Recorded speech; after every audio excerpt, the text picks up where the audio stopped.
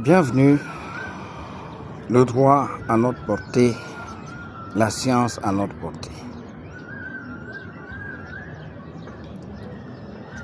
Faut-il aujourd'hui changer la Constitution, diriger la République démocratique du Congo? Faut-il la réviser ou bien il faut la laisser comme elle est? C'est le débat qui est sur la bouche de tous les Congolais à ces jours.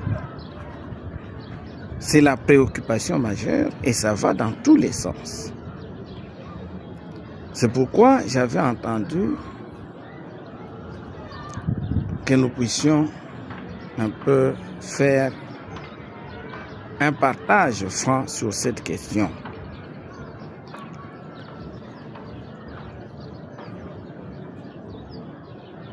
Question donc de savoir, lorsqu'on parle du changement de la Constitution, qu'est-ce qu'on vise réellement? Quelles sont les raisons majeures qui militent pour le changement? Lorsqu'on parle de la révision de la Constitution, qu'est-ce qu'on a derrière la tête? Qu'est-ce qu'on est en train de poursuivre? Et ceux qui disent on doit maintenir, quelles raisons ont-ils d'insister sur le maintien de la Constitution? Et surtout de s'opposer au point de vue des autres. On est en train de s'entre-accuser. On est en train de voir beaucoup plus de raisons politiques, des raisons de stratégie, des raisons de l'alternance au pouvoir ou de la conservation de celui-ci. Pourtant, lorsqu'il s'agit d'une question aussi essentielle, je pense que ce serait mieux, n'est-ce pas, que nous puissions quand même nous débarrasser des considérations d'ordre personnel pour voir réellement est-ce qu'il y a une raison. Et pour que nous puissions, n'est-ce pas, arriver à cela, nous devons, la question qui se pose réellement, c'est celle de savoir est-ce que la Constitution actuelle est la source de tous nos malheurs et la raison fondamentale, n'est-ce pas, qui fait que la République démocratique du Congo ne puisse pas décoller. Nous devons réfléchir, parfois de sang-froid, pour que nous puissions arriver réellement à prendre une option qui puisse réellement être salutaire pour le pays. Beaucoup de raisons ont été avancées pour les changements de la Constitution. Et les mêmes raisons sont également avancées pour la modification, la révision de la Constitution. C'est pourquoi j'aimerais d'abord fixer les choses sur ces deux options, changement ou révision de la Constitution. Eh bien, lorsque nous parlons du changement de la révision de la Constitution, nous avons affaire à deux pouvoirs constituants de l'État. Nous avons le constituant originaire, le pouvoir constituant originaire et le pouvoir constituant dérivé. Le pouvoir constituant originaire, c'est le pouvoir qui dote le pays de la nouvelle constitution. C'est le pouvoir qui est à l'origine de la constitution du pays. À l'origine, c'est lui qui réellement donne à un pays une nouvelle constitution. Ce pouvoir, par cela même, est souverain. C'est un pouvoir qui est souverain, c'est un pouvoir qui est illimité, c'est un pouvoir qui est inconditionné. Personne ne peut le limiter, personne ne peut, n'est-ce pas, lui interdire d'inclure dans la Constitution telle ou telle autre disposition. C'est ainsi que lorsque j'entends certaines personnes parler de la révision de la Constitution, et tout en voulant, n'est-ce pas, inclure dans la révision ici, concerner les dispositions relatives à certaines matières qui sont dites, n'est-ce pas, verrouillées ou intangibles, je crois qu'ils sont en train de faire une fausse route. Parce que lorsque nous parlons de la révision de la Constitution, nous sommes dans le domaine de ce que nous appelons le pouvoir constituant dérivé. Lui, le pouvoir constituant dérivé, il est limité.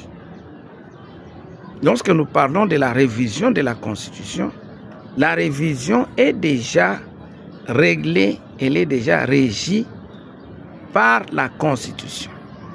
La Constitution met sur pied la procédure de sa révision, de sa propre révision. La Constitution met sur pied les compétences, n'est-ce pas, en matière de révision constitutionnelle. La Constitution met sur pied certaines limites, n'est-ce pas, des matières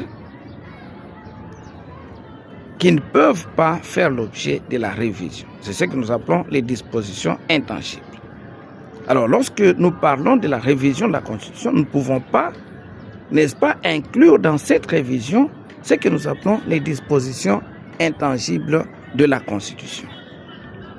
C'est pour cela que j'ai entendu le CG Kabouya parler, lorsqu'il parle de la révision constitutionnelle, évoquer la question du mandat, de la durée du mandat du président de la République. Non, mais lorsque vous lisez l'article 220 de la Constitution, vous vous rendez compte qu'il est dit qu'aucune révision constitutionnelle ne peut, n'est-ce pas, avoir pour objet le changement du nombre et de la durée du mandat du président de la République. Déjà, lorsque vous parlez de la révision constitutionnelle, en évoquant la question de la durée du mandat du président de la République, vous êtes en train, tout simplement, n'est-ce pas, d'aller vers les murs, droit vers les murs. Lorsque vous parlez du changement de la Constitution, tout en évoquant le changement, donc plutôt, lorsque vous parlez de la révision de la Constitution, tout en parlant du changement du régime politique, eh bien, vous êtes en train d'aller vers les murs. Vous serez bloqué quelque part. C'est pour cela que, pour moi, je pense que lorsqu'il s'agit des questions fondamentales, la seule option plausible, n'est-ce pas, des questions fondamentales intéressantes, c'est que nous appelons les dispositions intangibles. La seule option plausible se trouve être celle du changement de la Constitution. S'agissant donc du changement de la Constitution, comme je l'ai dit tout à l'heure, nous sommes, n'est-ce pas, sur le terrain du constituant originaire. Le pouvoir constituant originaire qui est souverain, qui est illimité. Tout ce que vous avez comme limite dans la Constitution, eh bien, ça ne s'impose pas, n'est-ce pas, aux constituants originaires. C'est pour cela que j'ai fait un débat avec certaines personnes, dont des confrères dans la profession, qui m'ont dit, mais vous parlez du changement de la Constitution, mais la Constitution n'a pas parlé du changement, n'a pas réglé, n'est-ce pas, la matière de son changement. J'ai dit, mais la Constitution ne peut pas régler la matière de son changement. Parce que lorsque nous parlons du changement de la Constitution, eh bien, le changement vient balayer toute la Constitution. C'est une révolution. Ils ont dit, mais lorsque vous parlez de la révision, de la révolution, du changement, ça ne peut se faire qu'à l'occasion d'une révolution. Il dit, mais la révolution, lorsqu'on parle de la révolution, ce n'est pas toujours la violence. On ne parle pas de la révolution lorsqu'il y a toujours la violence. La révolution, c'est un changement radical, une rupture avec tout ce qu'il y a, juste avec l'ordre institutionnel qui existe. Lorsqu'il y a cette rupture, eh bien, il y a ce que nous appelons, n'est-ce pas, la révolution. Et la révolution n'est pas que violente. C'est là où se trouve le problème. Nous avons eu la conférence nationale souveraine dans ce pays et à cette occasion, il y a eu une constitution qui avait été mise sur pied. Ce n'était pas une révolution violente. C'était une constitution qui avait été mise sur pied, la conférence nationale souveraine, et il y avait, n'est-ce pas, un besoin d'une nouvelle constitution parce qu'il y avait rupture, n'est-ce pas, entre la réalité qui était censée régir la Constitution et le texte même de la Constitution. C'est pour cela qu'il y avait ce besoin, n'est-ce pas, de la rupture et d'une nouvelle Constitution. Aujourd'hui, l'essentiel se trouve donc que nous puissions examiner les raisons qui sont avancées de cette ou de ce changement de la Constitution. Pourquoi devons-nous changer de Constitution? Eh bien, je ne veux pas aborder cette question comme le font les autres, en m'attardant sur des questions que je trouve secondaires, dont les problèmes notamment de certaines dispositions telles que l'article 217 de la Constitution, n'est-ce pas, que la République démocratique du Congo peut conclure des accords d'association, des accords de communauté. Encore qu'on parle des accords d'association et des communautés, mais on n'a pas là parlé, n'est-ce pas, de la scission, de donner une partie de notre territoire. On dit que ce sont des accords des communautés, des accords d'association, impliquant, n'est-ce pas, abandon de la souveraineté. Et lorsque nous parlons de l'abandon de la souveraineté, cela ne signifie pas que nous cédons une partie de notre territoire. Nous avons déjà abandonné notre souveraineté dans beaucoup de matières. Vous savez que la monnaie, ce n'est pas une matière de notre souveraineté. Mais vous avez l'union monétaire sous d'autres cieux. Vous avez des États qui ont abandonné, n'est-ce pas, des matières de leur souveraineté, qui ont renoncé partiellement à leur souveraineté en confiant à une communauté. Et c'est pour ça qu'on parle des accords de communauté et des accords d'association. Donc je ne veux pas m'élever dans une matière comme celle-là. Donc il ne s'agit pas de l'article 217. Je ne veux pas non plus parler, n'est-ce pas, de la disposition par laquelle, n'est-ce pas, la disposition traditionnelle qui accordait la propriété, qui attribuait ou qui reconnaissait la propriété du sol et du sous-sol à l'État congolais. Donc, je ne veux pas parler de la disposition qui a changé celle-ci en disant que désormais l'État n'exerce que la souveraineté permanente sur le sol. Je ne veux pas parler de cette disposition. En effet, vous savez, ces dispositions ne peuvent pas militer pour le changement à elles seules de la Constitution. Pas du tout. Parce que nous pouvons facilement les réviser. Ces dispositions ne font pas partie des matières intangibles. Nous pouvons les modifier sans qu'il y ait un problème quelconque. Mais par contre, moi je pense que nous devons nous intéresser aux dispositions qui sont dites intangibles. Les dispositions intangibles. Et c'est pour cela que j'ai dit, si vous parlez de la révision, mais vous n'aurez fait que la poudre aux yeux. Vous n'aurez rien résolu comme problème. Parce que le gros du problème qui est posé va rester non résolu. Le problème du régime politique du pays. Est-ce que le régime politique de la République démocratique du Congo, est-ce que ce régime politique est de nature à favoriser le développement de notre pays? C'est là la question essentielle qui se pose. Est-ce que les jeux politiques est sain? Les jeux politiques que nous avons aujourd'hui, mesdames et messieurs, lorsque vous pouvez regarder, voir que dans notre pays aujourd'hui, nous avons plus de 900 partis politiques. 900 partis politiques. C'est comme si, pour vivre, il faut que tout le monde fasse absolument la politique. Et si vous ne faites pas la politique, eh bien, vous n'avez pas accès à la richesse du pays. C'est là le gros des problèmes que nous avons. Et nous devons voir d'où nous vient ce problème. Est-ce que ce n'est pas la source? Ces problèmes n'ont pas leur source dans la Constitution. On nous a dit que non, c'est un problème des acteurs, ce n'est pas un problème de règles. Non, mais les règles, les acteurs, l'homme, c'est un tas d'intérêts. L'homme tel que nous le connaissons, c'est un tas d'intérêts. Il va chercher tout simplement là où se trouve son intérêt. Mais il faut que nous ayons des lois qui peuvent limiter, n'est-ce pas, la gloutonnerie de l'homme. C'est là où se trouve le problème.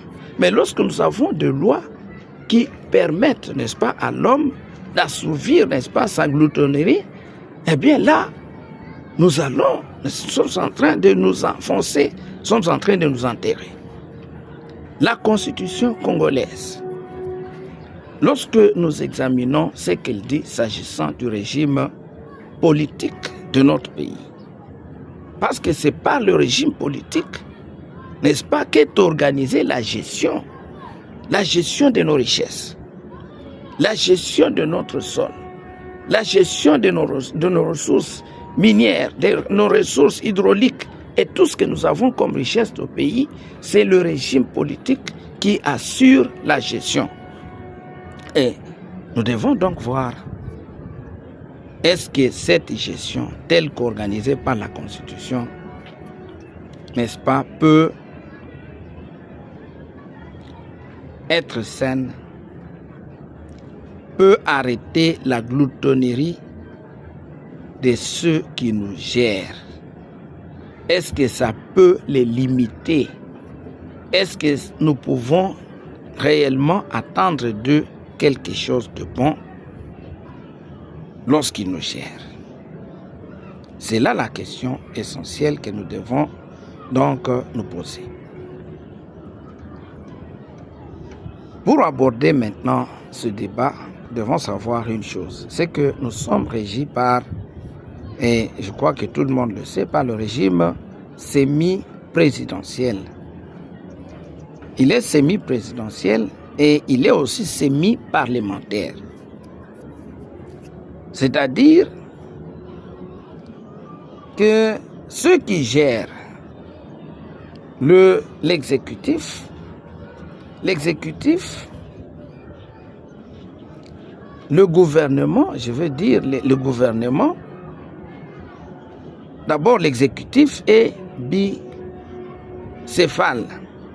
L'exécutif a deux têtes. Vous savez, lorsque vous êtes aux États-Unis, vous avez le président de la République qui a tout simplement son administration, qui gère avec son administration. Mais chez nous, vous avez le président de la République, mais vous avez aussi le gouvernement. Vous avez le premier ministre qui est le chef du gouvernement et vous avez le président de la République qui est le chef de l'État. Donc, un exécutif bicéphale. Bicéphale, ça signifie qu'il a deux têtes. Le président de la République est une tête, le Premier ministre également est une tête. Donc vous avez un exécutif qui est dirigé par deux personnes. Or, lorsque nous avons rédigé cette constitution, nous avons dit dans l'exposé des motifs que les options fondamentales que nous avions levées, c'était pour, n'est-ce pas, permettre qu'il n'y ait pas de conflits, qu'il y ait un fonctionnement harmonieux des institutions. Et je crois que nous avions dit ça tenant compte de l'expérience du passé. Parce que nous savons que lorsque nous avions eu la Première République, nous avions un régime parlementaire. Dans le régime parlementaire, on avait également, n'est-ce pas, un exécutif bicéphale. Nous avions le président de la République, nous avions le Premier ministre. Le Premier ministre était responsable devant le Parlement. Mais le président de la République, à l'époque, avait le pouvoir de révoquer le Premier ministre. Et il l'a fait, nous savons, ça nous a conduit en plein dans un conflit. Ce qui a conduit à un coup d'État et à l'instabilité que nous avons connue. Et c'était un mauvais départ pour nous. Après, nous avons eu, n'est-ce pas, en 1964, la constitution de Louisbourg, qui n'avait pas non plus fait longtemps, n'avait pas fait long feu, et est venue ensuite la constitution de 1967, n'est-ce pas, qui a abouti finalement à l'institutionnalisation du MPR, parti-État, et à la dictature que nous avons connue dans notre pays. Ceux qui disent nous ne devons pas aller vers le régime présidentiel disent mais nous avons déjà connu le régime présidentiel. Nous savons quels sont les méfaits de ce régime avec le président Mobutu.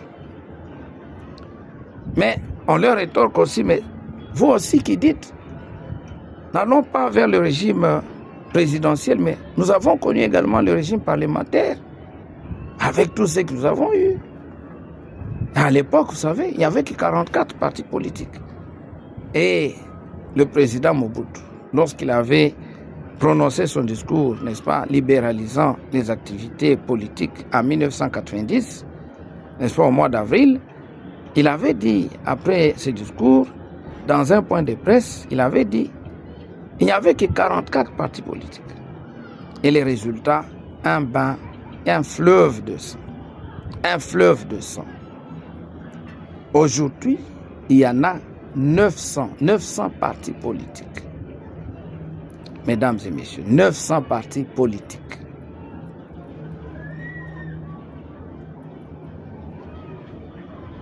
Alors avec le régime que nous avons semi-présidentiel, le président de la République dans ce régime est politiquement irresponsable. Ça signifie que le président de la République n'est pas celui qui gère au quotidien la nation. Il n'est pas celui qui doit assurer le bien-être. En dehors de l'article 69, j'ai parlé de l'article 69 de la Constitution. Mais quels sont les pouvoirs que le président de la République a entre ses mains pour pouvoir faire quelque chose pour le pays? Il n'en a pas. Pourquoi? D'abord, l'article, je crois, 91 de la Constitution. Le gouvernement définit, ça c'est au singulier, le président définit la politique, le gouvernement définit la politique de la nation. Bien sûr, en concertation avec le président de la République. Alors la question qui se pose, de qui est le programme que le gouvernement exécute? C'est une question essentielle, c'est une question importante. De qui est, n'est-ce pas, le programme que le gouvernement exécute? Là, cette question nous amène à nous poser une deuxième. en nous en poser une deuxième. Mais comment le gouvernement lui-même est désigné, est formé? Eh bien, l'article 78 de la Constitution nous dit que le Premier ministre est nommé par le président de la République. Mais le président de la République ne le nomme pas comme il l'entend, il ne le nomme pas selon son propre caprice. Il est tenu de nommer le Premier ministre au sein de la majorité parlementaire. Il ne s'agit pas d'une majorité présidentielle, s'il vous plaît, parce que j'ai entendu beaucoup de gens dire non, c'est la majorité présidentielle. Ce n'est pas une majorité présidentielle, c'est la majorité parlementaire. Ça, l'article 78 est clair. Le Premier ministre est nommé au sein de la majorité parlementaire. Et si une telle majorité n'est pas dégagée, le président de la République nomme une personnalité chargée d'une mission d'information pour identifier une coalition. Or, regardez, 900 partis politiques. Tous ces 900 partis politiques concourent, n'est-ce pas, au vote du peuple pour aller au sein du Parlement.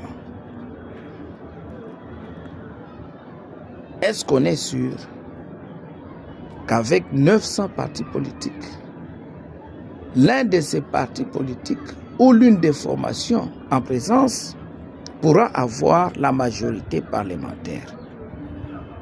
Rien n'est moins sûr. Rien n'est moins sûr. On ne peut pas, et c'est même impossible, que nous puissions avoir une formation, une seule formation, ayant la majorité parlementaire. Donc, ce qui fait que la majorité parlementaire sera à chaque fois exclue. Est-ce que vous savez que lorsque nous sommes lors de la première alternance de notre pays, dans notre pays, il n'y avait pas une majorité parlementaire au pays? Le FCC n'était pas une formation politique, n'est-ce pas, qui avait présenté des candidats à l'élection parlementaire. Si bien que le mariage FCC-Cash, c'était une supercherie. On avait dribblé le président de la République. Parce que le FCC n'existait pas juridiquement en tant que formation politique ayant des députés à elle ou à lui, le FCC. Mais il y a eu ce qu'il y avait eu. En réalité, le président de la République aurait dû nommer une personnalité chargée d'identifier une coalition. Et en ce moment, lorsqu'il y aurait cette coalition, comme le FCC était déjà là, on allait avoir, n'est-ce pas, une coalition du FCC. Et si on avait une coalition du FCC, cette coalition allait être opposée au président de la République. On allait avoir une majorité parlementaire hostile au président de la République. Le président de la République, à l'époque, avait dit non, je ne peux pas travailler avec une majorité hostile. Et en ce moment, lorsque vous avez une majorité hostile, c'est elle qui forme le gouvernement. Alors, lorsqu'elle forme le gouvernement, notre question, le gouvernement va donc appliquer le programme de qui? Ce sera le programme de la majorité. Nous avons aujourd'hui un exemple vivant en France. Le président Macron organise les élections, n'est-ce pas, européennes, et il les perd. Il décide de dissoudre l'Assemblée nationale. Après avoir dissous l'Assemblée nationale, eh bien, il organise de nouvelles élections. Et il les perd également. Là, c'est les nouveaux Front populaire qui sort, n'est-ce pas, majoritaire, mais avec une majorité qui n'est pas absolue, une majorité relative. Mais puisque leur constitution n'a pas la disposition en vertu de laquelle il fallait nommer une personnalité, comme chez nous, l'article 78, alinéa 2, une personnalité chargée d'une mission d'information pour identifier une coalition. Mais il fallait tout simplement que le président puisse nommer le Premier ministre, n'est-ce pas, dans la majorité. Et c'est ce que le nouveau Front populaire avait réclamé, avait exigé. Et souvenez-vous, le nouveau Front populaire était diamétralement opposé à la politique du président Macron, s'agissant notamment de l'âge de la retraite, et sur beaucoup de points d'ailleurs. Ainsi que pour eux, ils ont dit, nous avons le peuple congolais, le peuple français a choisi la voie du changement. En choisissant le nouveau Front populaire, c'est qu'ils ont choisi la voie du changement. Ils ont choisi pour que la politique, ils ont donc rejeté la politique du président Macron. Mais est-ce que le président Macron s'est laissé faire? Vous comprenez que le président Macron allait vivre ce que nous appelons un peu la cohabitation. Un président minoritaire au Parlement et un Premier ministre et un gouvernement qui exécute le programme de la majorité et non pas le programme du chef de l'État. Donc on allait avoir un chef de l'État entièrement politiquement irresponsable et un gouvernement qui est totalement responsable de la gestion de la politique nationale. Nous sommes en train, je crois que nous sommes à l'écoute de ce qui se passait là. Le président Macron n'a pas voulu respecter les dispositions de la Constitution. Il a nommé un Premier ministre au sein de la minorité parlementaire. Pourquoi? C'est un régime qui encourage des conflits, qui recèle des conflits en son sein. Le régime parlementaire, le régime semi-parlementaire, le régime semi-présidentiel. Donc, vous comprenez qu'il se pose un problème avec l'article 91. Parce qu'on nous a toujours dit, mais lorsque vous parlez du changement, montrez un peu quelle est la disposition qui fâche. La première disposition qui fâche, encore que je n'ai pas besoin ici de montrer qu'il y a telle disposition, telle ou telle disposition qui fâche. Parce que la Constitution, c'est une philosophie. L'organisation, n'est-ce pas, du pouvoir tel que faite dans la Constitution. Mais déjà, l'article 91, c'est une disposition qui pose entièrement problème. Le Premier ministre, le gouvernement définit la politique de la nation en concertation avec le président de la République. Quid alors lorsque le président de la République est minoritaire au sein du Parlement? Le Premier ministre issu de la majorité parlementaire va-t-il appliquer la politique du président de la République? Or, nous savons que le président de la République est élu sur base d'un programme, sur base de promesses. Est-ce que le président de la République aura la possibilité en ce moment-là, n'est-ce pas, d'exécuter, d'accomplir ces promesses qu'il a faites au peuple congolais? C'est un problème. Et ça, je ne vois pas en tout cas un homme de science qui puisse dire que cette constitution est entièrement satisfaisante sur cette question-là. Je ne vois pas, personnellement. Parce que le président de la République aura difficile, n'est-ce pas, à réaliser ses promesses électorales avec une majorité hostile. Mais comme j'ai déjà dit que le président de la République ne peut pas avoir dans les conditions actuelles avec 900 partis politiques, ce n'est pas évident qu'une seule formation politique puisse avoir la majorité parlementaire. On aura un gouvernement de coalition. Allons-y alors. Nous avons eu déjà la coalition. FCC-CACH.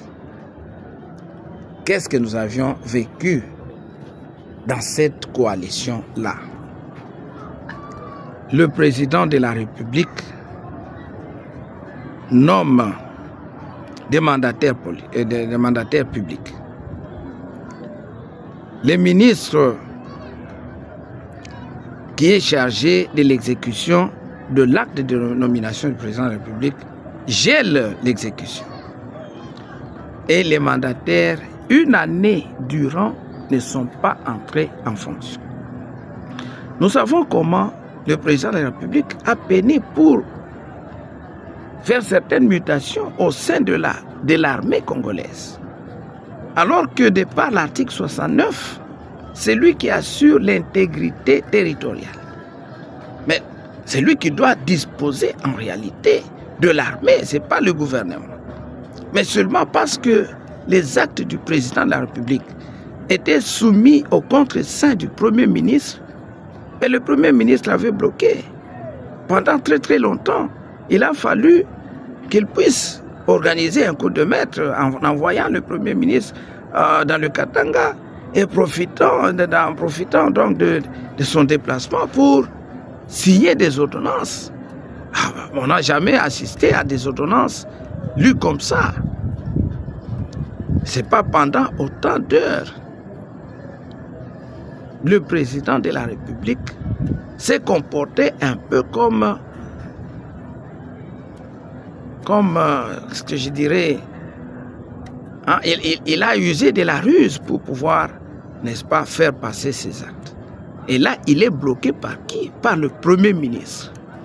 Pourquoi? Et c'est là le problème.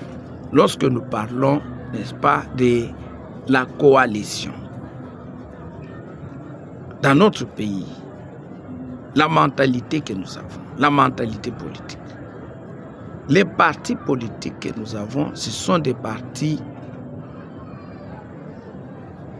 mallettes, des partis, n'est-ce pas, qui sont soumis à l'autorité de leurs fondateurs. Les autorités morales, les fameuses autorités morales. Et leur autorité est telle que ils s'imposent sur les ministres, sur leurs ministres. Elles interviennent, donc ces autorités morales interviennent dans la gestion de la chose publique. Le ministre n'est pas libre de gérer le pays comme il l'entend. Et la cohésion de l'action gouvernementale, le gouvernement peine à avoir la cohésion de son action seulement parce que les ministres obéissent aux autorités morales. Encore que, puisque le président de la République a fait des promesses au peuple congolais et que dans la tête des gens, le gouvernement est là seulement pour accompagner le président de la République, mais les autorités morales pèsent pour que les gens issus de leur formation politique qui sont dans le gouvernement ne puissent pas faciliter les choses au président de la République, ne puissent pas, n'est-ce pas, gérer les choses de manière à faire triompher l'action, le programme du président de la République. J'ai dit que déjà pour former, pour, n'est-ce pas, mettre sur pied le programme d'action, c'est un problème parce que c'est le gouvernement qui définit le programme, la politique de la nation. C'est déjà un problème à ce niveau-là. Mais des deux, pour aussi exécuter, le président de la République, c'est vrai, c'est celui qui préside les conseils des ministres. Mais ça se limite juste à des orientations, il donne des orientations. Mais dans l'exécution, les ministres s'y opposent parce que ils sont redevables à leurs autorités morales. Sont redevables aux autorités morales. Ils viennent au gouvernement représenter, n'est-ce pas, les intérêts autres que ceux du peuple congolais. Et je crois, c'est ainsi que le président de la République, après 2 ans et quelques mois, a été obligé de mettre, n'est-ce pas, mettre un terme au mariage FCC-Cash. Ensuite est venue l'union sacrée de l'opposition radicale. Non, excusez-moi, pas de l'opposition radicale, mais l'union sacrée de la nation. Là, qui viennent à l'union sacrée, il y a des opposants qui ne jurent que par l'échec de Tshisekedi. Ils arrivent au gouvernement. La première des choses, le premier réflexe, et là je vais, excusez-moi, citer les noms. Le président Moïse Katumbi Tchaboué. Au gouvernement, qu'est-ce qu'il dit? Il dit que le président Tshisekedi ne se fasse pas d'illusions. C'est lui et lui seul qui aura à répondre devant le peuple congolais. Ce n'est pas nous, ce ne sont pas les ministres. Mais c'est tout vous dire. C'est le président qui doit répondre au peuple. C'est le président qui a des comptes à rendre au peuple. Les ministres n'ont pas de comptes à rendre au peuple. Le premier ministre n'a pas de comptes à rendre au peuple. Mais le président qui a des comptes à rendre au peuple est obligé de partager le pouvoir avec des gens qui n'ont aucun compte à rendre avec le peuple. Et des gens qui, une fois au gouvernement, deviennent totalement libres. Deviennent totalement libres. La Constitution dit que c'est eux qui sont responsables, mais eux vous disent ce n'est pas nous qui serons responsables. Leur autorité morale vous dit ce n'est pas eux qui seront responsables, c'est le président de la République. Et nous savons comment les choses se sont faites. Dites-vous, posez-vous la question. Ces gens-là pouvaient-ils travailler pour la réussite, n'est-ce pas, du gouvernement? Ils savaient que la réussite du gouvernement signifiait la réussite du président Tshisekedi. Ils avaient des ambitions pour l'année 2023. Les élections qui devaient venir. Ils avaient intérêt à ce que le président Tshisekedi puisse échouer dans son action, dans ses promesses, pour que lorsqu'il viendrait aux élections, il puisse montrer qu'il a échoué.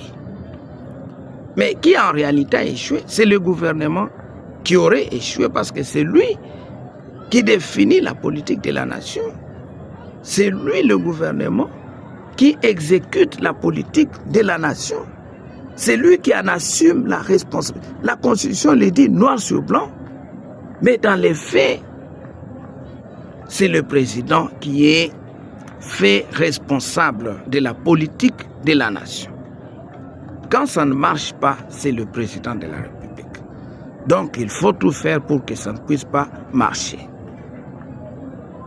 Voilà un peu ce que nous avons vécu dans ce pays. Voilà un peu ce qu'était notre régime politique. Un régime conflictogène. Il a créé des conflits un peu partout. Le régime parlementaire en Belgique, mais ça n'a pas marché. Combien de temps la Belgique est restée privée du gouvernement, avec un roi qui ne gérait pas le pays, qui ne gère pas le pays. Mais heureusement qu'ils avaient une administration. Et on nous a dit aussi, ironie du sort dans notre pays, que mais le président de la République, comment est-ce qu'il peut rester pendant si longtemps sans former de gouvernement, et même s'il n'avait pas formé de gouvernement, mais il devait diriger le pays avec l'administration. Mais c'est quoi finalement? Diriger le pays avec l'administration, mais constitutionnellement, avec quel pouvoir? On nous dit aussi, mais il avait un gouvernement qui était chargé d'assurer les affaires courantes. Mais il y a eu un débat dans ce pays, toujours, encore une fois, sur les affaires courantes. Un gouvernement qui assure la gestion des affaires courantes, c'est un gouvernement qui est diminué, qui ne peut pas entamer des grands projets de réforme, n'est-ce pas, dans la gestion du pays. Donc, un président de la République, avec une administration malade comme nous en avons aujourd'hui. Nous avons un problème dans notre administration, nous ne pouvons pas nous voiler la face. Mais avec cette administration, qu'est-ce que le président de la République pouvait faire? Il était obligé d'attendre le gouvernement. Et le gouvernement, pour arriver, pourquoi ça traînait si longtemps? On dit non, mais l'Union sacrée avait la majorité. C'est un problème d'homme, ce n'est pas un problème de texte. L'Union sacrée, certes, avait la majorité. Mais l'Union sacrée, il n'y a pas de députés présentés sur une liste de l'Union sacrée, non. L'Union sacrée était informelle. Il fallait formaliser, n'est-ce pas, la coalition de l'Union sacrée. Et pour ça, il fallait se faire des concessions.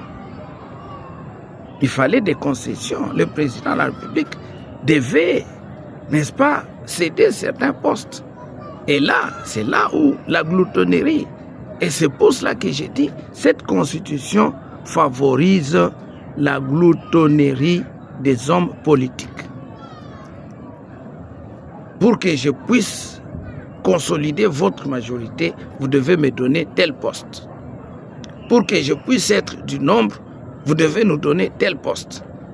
Et ces jeux politiques-là malsains, ça nous a pris le temps que ça nous a pris. Pourquoi? Parce qu'il est impossible, avec autant de partis politiques, n'est-ce pas, de pouvoir arriver à une formation rapide d'un gouvernement. Et ça, c'est dû à la Constitution. Donc, vous comprenez que ce qui est dans la Constitution, c'est que le président de la République est politiquement irresponsable, mais ce qui est dans nos têtes, c'est que c'est lui le président de la République qui nous doit des comptes. Entre donc la pratique et les textes, il y a des phasages. Il n'y a pas accord.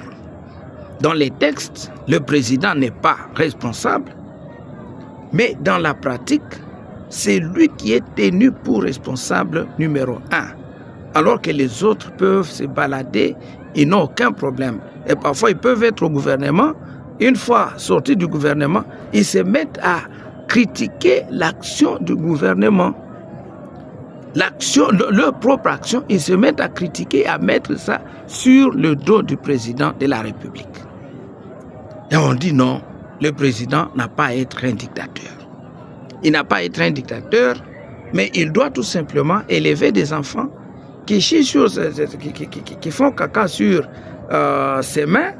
Et lui doit, en tant que responsable, mais c'est son régime. C'est le régime Tshisekedi, c'est le régime Kabila, c'est le régime tel. Non. Ce n'est pas le régime de Kabila. Ce n'est pas le régime de Tshisekedi. La Constitution a fait la répartition de pouvoir, ou bien nous respectons cette répartition. Et le président de la République, on ne lui demande aucun compte à la fin.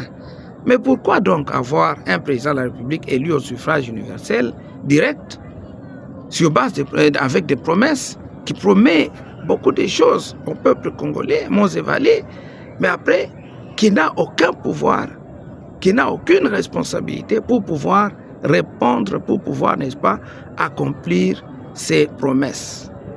Pourquoi avoir un tel président de la République? Ça, c'est un problème. Et au finish, qui en pâtit? Mais c'est le peuple. C'est le peuple. Les jeux malsains des hommes politiques. Faire autant de temps sans gouvernement, avec une administration déjà malade. Mais le peuple doit donc en a souffert, a payé le prix le plus lourd. Et c'est pour cela que moi je pense que ça doit changer. Pourquoi avoir 900 partis politiques dans notre pays? Pourquoi 900 partis politiques? N'est-ce pas trop? Comment est-ce que nous allons avoir les 900 partis politiques? Et comment est-ce que nous allons donc réduire le nombre si nous continuons avec les jeux, l'organisation du pouvoir telle qu'elle est aujourd'hui? C'est pour cela que moi je pense, lorsqu'on a un président de la République responsable, entièrement responsable, qui dirige avec, n'est-ce pas, sa majorité propre, sans marcher du temps de Kabila, le professeur Njoli l'avait dit, parce que Kabila avait appliqué le présidentialisme. Il n'a pas appliqué le régime semi-présidentiel, non. Ce régime avait basculé plus vers le côté du président de la République. Et là, pourquoi? Parce que le président Kabila a un caractère qui n'a pas le président Tshisekedi. Le président Tshisekedi laisse faire en se disant non, je suis démocrate, je ne peux pas faire ceci. Mais le président Kabila, il exerce des pressions sur vous.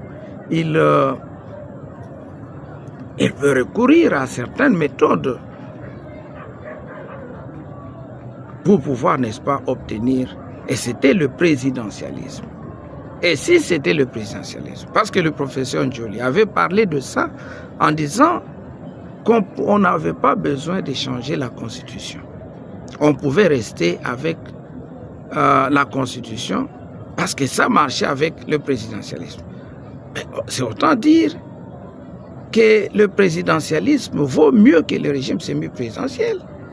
C'est autant dire que le régime présidentiel vaut mieux que le régime semi-présidentiel avec notre mentalité. La mentalité, c'est que c'est le président de la République qui est responsable du bien-être de la nation. C'est le président de la République qui doit répondre. Il est élu sur base des promesses. Il est jugé sur base de l'exécution de ses promesses. Et il doit des comptes au peuple. Il doit donc avoir les mains libres pour gérer. Et c'est ce qui fera de lui réellement un homme libre.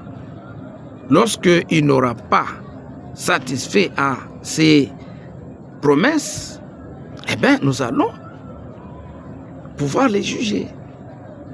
Nous allons pouvoir, n'est-ce pas, le sanctionner. Il y aura une sanction populaire.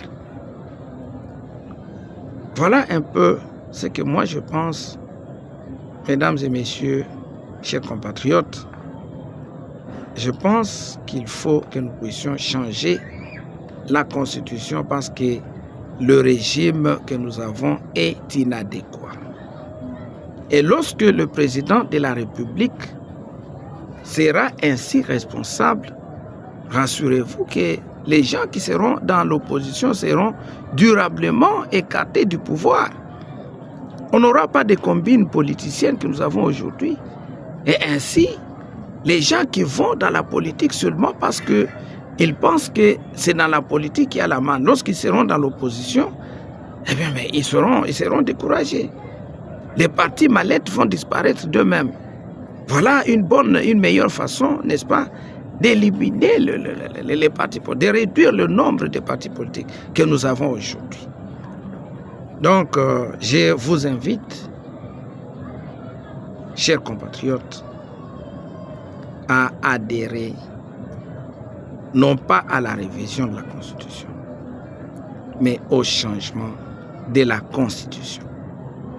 Je suis pour le changement de la Constitution. Le régime politique que nous avons est un problème. Mais le deuxième problème, vous avez aussi des provinces, dans des provinces, des autorités provinciales qui ont difficile à faire allégeance d'abord au pouvoir central, qui trouvent que ce sont des présidents de la République dans leur propre coin. Vous avez des assemblées nationales, ils font leur jeu aussi à leur niveau. La coordination devient tout à fait difficile. Et qui doivent être élus, ce sont seulement des originaires. Vous êtes un non-originaire, vous ne pouvez pas vous présenter devant